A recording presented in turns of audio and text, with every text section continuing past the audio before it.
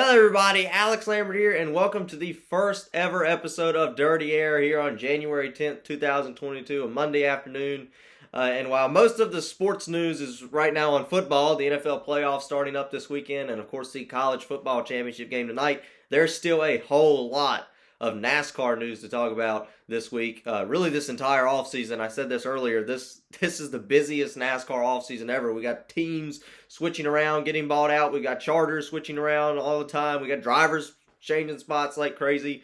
So a whole lot of off-season news is breaking. And of course we have the next-gen era of NASCAR taking its debut in Daytona Beach for the Daytona 500, which is just 6 weeks away now. So actually less than 6 weeks away. So less than 6 weeks to the Daytona 500, less than 4 weeks away till we do the LA Clash. So that's exciting. I have a lot of news to talk about today. I want to talk a little bit about that LA Clash race. Looks like the track is mostly ready. I want to talk about the Atlanta Speedway reconfiguration and the package that we're going to run. Could we potentially see pack racing like Daytona and Talladega at a mile and a half, Atlanta Speedway? It's potentially what they're trying to do. And of course, Aric Almirola is making a huge announcement regarding his career. We'll try to get fit it all into the first episode here. So I'm excited. Hope you guys enjoy the show. First off, LA Coliseum. This is a picture from Ben Kennedy that he posted on Twitter. It looks like it's a mostly complete racetrack, and look at it. It looks cool. I see where they put patches of ground down. You see the safety walls put up. You see the catch fence that they put up, and then of course the actual track asphalt is on the field. So this is that is insane to see. This is really the first pictures coming out of this that we're seeing. We saw the pictures. It looks very similar to the simulation style pictures that we saw, the drawn out versions of it, but it's definitely cool to see it. And we're going to see these guys on this track, NASCAR Cup drivers in the middle of Los Angeles. Most tracks aren't in the middle of the city. This track is in the middle of Los Angeles for a exhibition clash race. I think it's 150 laps shootout. I think it's going to be wild. On a track this short, you put NASCAR stars up there. There's probably going to be some beating and banging, potentially tempers flaring. This could be a very exciting event. I'm excited for it. We'll have to see what happens with this stadium type of racing in the future. I've heard some people say, this could potentially be a regular season race. I don't think so. I think it would be more, we could do another race like this at the LA Coliseum, or maybe at potentially like Bowman Gray, where NASCAR's been running tests that we know about. Who knows where else NASCAR's been running tests at besides Bowman Gray? Where we could potentially see another quarter-mile track as a exhibition race, like the All-Star race that we have usually around the summertime in the spring. And then, of course, we always will continue to do the Clash. I don't know if we'll do the Clash here next year. We could potentially have it at another venue like Bowman Gray, at another stadium venue. So very exciting to see what NASCAR will do with this, if it is a success, which I think it will be. I think it could be a very exciting race. And I'm excited for this. Look at that. That's just crazy to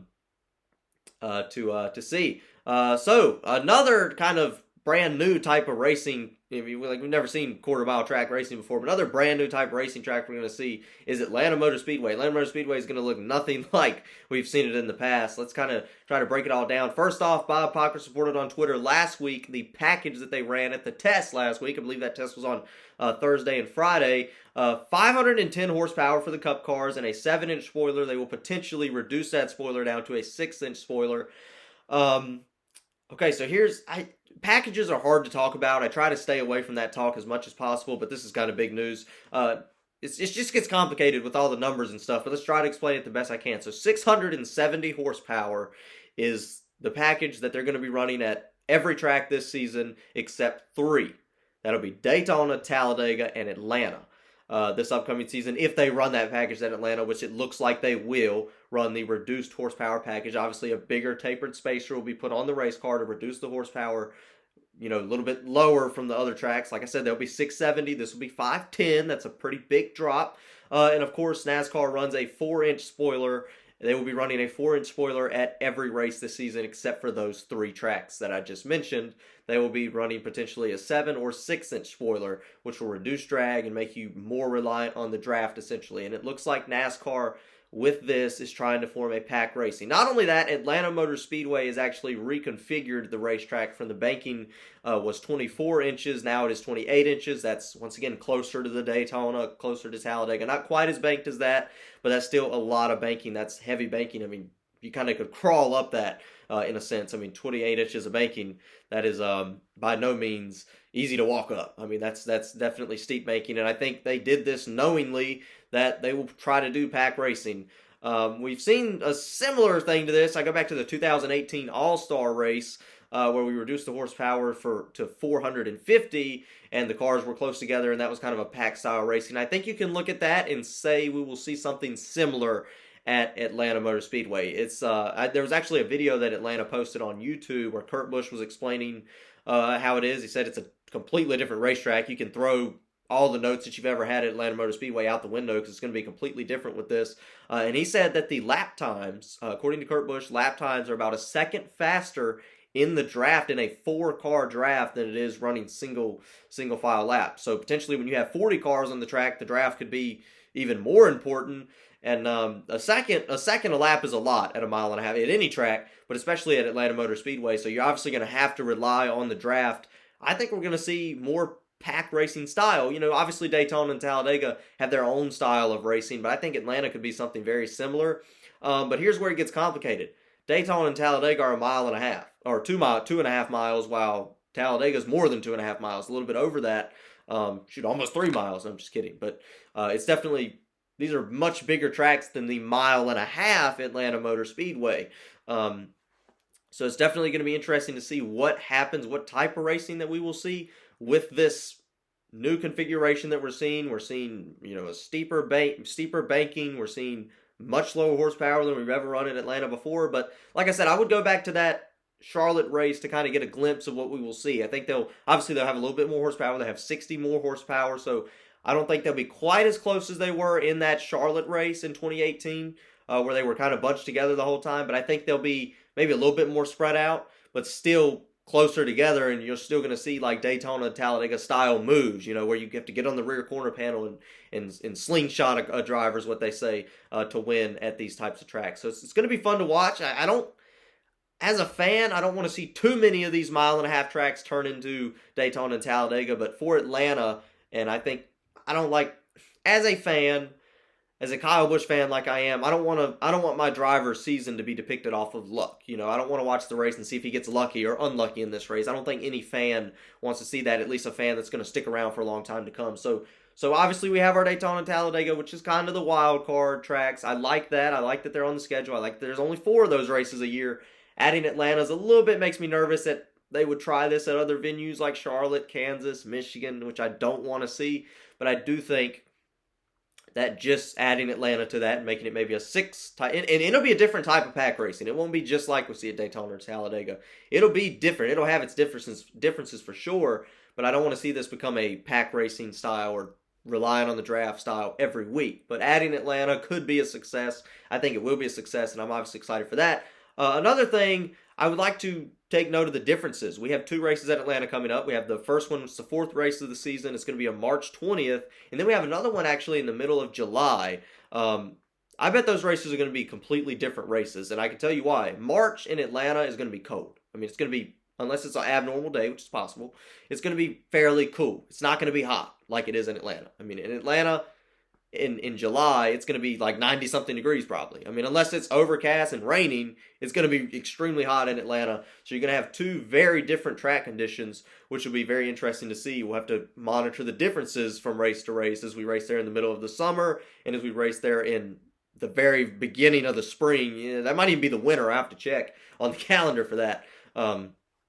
So definitely interesting. We'll have to pinpoint the differences in that. Another thing that Atlanta Motor Speedway has done with the new configuration is added 8-inch drain pipes underneath the race cars. Obviously, I got this information from AutoWeek.com from Matt Weaver, so go check his article out. He explained that there are going to be 8-inch drain pipes underneath the racetrack. That is very interesting to me because Atlanta Motor Speedway, I look at a few other tracks. I look at Pocono. I look at New Hampshire. I look at some of these older tracks, Texas before the repave. Some of the biggest problems with the rain delays were not the actual track drying itself. It was the weepers that would come up during the race or during the rain delay, which adds hours to the rain delays. I mean, I've watched races at Pocono where we waited an extra day just because of the weepers alone. which is something that definitely needs to try to be avoided when you can. Obviously, when it's pouring down raining, NASCAR can't do a whole lot, and the tracks can't do a whole lot. But when that rain stops, reducing track drying times from 3 hours at Pocono or 2 hours at Atlanta or an hour and a half at Daytona can definitely be done. So with these drain pipes, I say the weeper issue is probably going to go away completely, and it's probably going to help with track drying as well, just getting the track dry quicker with drainage pipes. I mean, like I said, the weepers situation at Atlanta, I don't think you're going to have that anymore. I mean, that's probably not going to happen. In case you don't know what a weeper is, the weeper is when the rainwater kind of gets stuck underneath that racetrack, and then of course the pressure from the track pushes that water back up through the cracks of the racetrack. It can actually cause cracks as well and cause the track to come up, which we've seen in the past at Atlanta this last race. And then the rain kind of runs down on the track, and then you have a wet race surface. So obviously that needs to be avoided at all costs. We see a lot of it come through the edges of the track by the safety wall and kind of run down the track. And it can get the track wet enough to where you have to delay a race again. And it's definitely very frustrating to watch. It's frustrating for NASCAR. So great to see some effort being put in by the racetracks to prevent this. Like I said, you can't control the rain itself, but when the rain stops, you can control, in a lot of ways, you can control how long the track drying is going to take.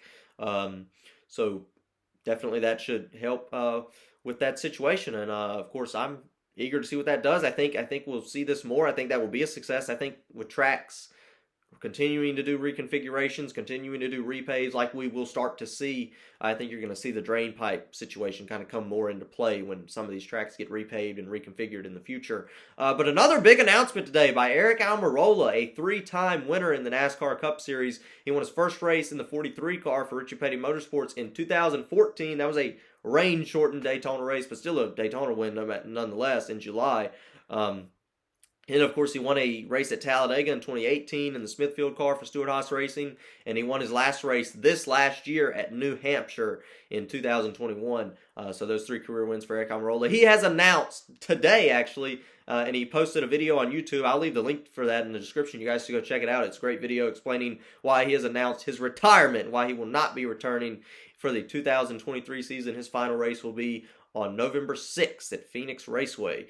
So Aric Almirola is stepping away from NASCAR. He made some good points in his reasoning why he's retiring. You know, he's got a family, he's got a wife.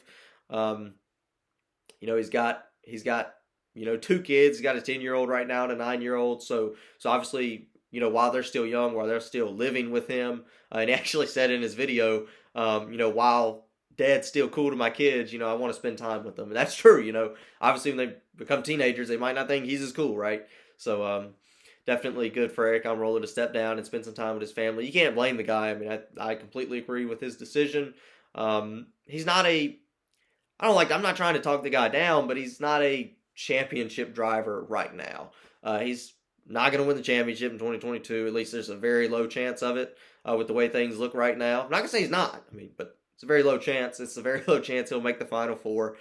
Probably not going to make the round 8. Potentially could miss the playoffs. Like, I think he might win a few races. I mean, I definitely wouldn't count him out to win some races. I want to look at New Hampshire, and I want to look at the restrictor plate races. Aric Almirola is good at restrictor plate racing. He's won a dual race at Daytona before. He's won Talladega. He's won the Daytona points race. I mean, you know, he's a pretty decent driver. He's good at the short tracks as well. New Hampshire, which is not a short track, but it kind of drives like a short track. He's got that win this last year there. So Almirola has a few tracks that he's exceptionally well at. And that's why he's got a few wins at those tracks. So definitely want to watch Almirola in his final season. I don't count him out for making the playoffs. I think he'll definitely make the playoffs. I think he'll maybe get a win. I mean, we're going to some of the tracks that kind of favor him. And a lot of wild card tracks this season as well. Like I mentioned, I mean, Atlanta's going to be pack racing. I mean, so maybe some of those underdog drivers, which Aric Almirola is kind of an underdog when you go into each weekend. We'll have to see what he can do and if he can get those wins in his final season. But obviously excited to see him in his last year and see what he can do in his final year with Stewart-Haas Racing. But anyway, that's really it. That's all there is to talk about on a very hectic Monday afternoon for NASCAR. But that's it. And I hope you guys enjoyed the show. Hope you guys watch next week. I'll probably do the shows every Monday, at least for right now. And of course, when the season starts, we'll do them after the race after the races on Sunday. So I'm excited for the new show. Hope you guys enjoy it as well. And comment down below what you think about Almirola's retirement, the LA Coliseum race, the Atlanta configuration, a lot of news. But yeah, definitely excited for this upcoming season. That's all there is to talk about. And of course, let's get rowdy.